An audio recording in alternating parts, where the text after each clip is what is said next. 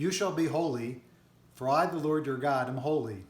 The second of the two Torah portions that we are reading this week, Achrei and Kedoshim, begins with this instruction to the Israelites: be holy. Now, I'm sure a great many of you have heard this instruction before and have said to yourselves, that sounds hard. I just want to join a synagogue and let the rabbi be the holy one. Can he be my holy substitute? Isn't that what he trained for? No, that's not what I went to rabbinical school for.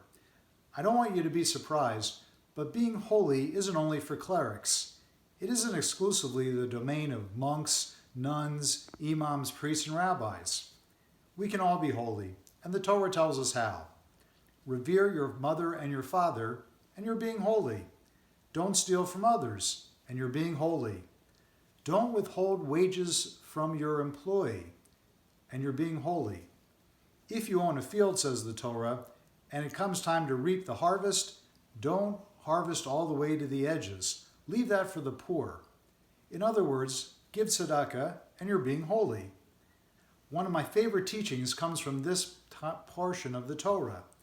It is an ethical imperative that will serve us, our community, and our world well during this time of the coronavirus pandemic, if our leaders heed these words, and if we take these words to heart.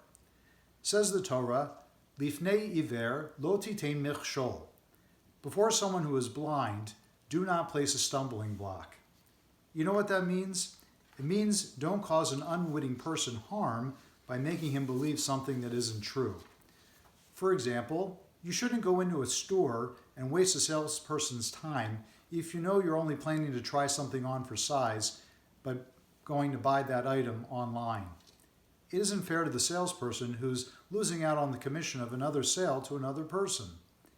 Of course, during this time of the coronavirus, we can take the same bit of instruction to mean that government officials must not, under any circumstances, provide misleading information to the public about how to overcome the coronavirus, or about the safety of returning to work, to school, or to other public venues when there is a severe risk in doing so to the public's health and safety.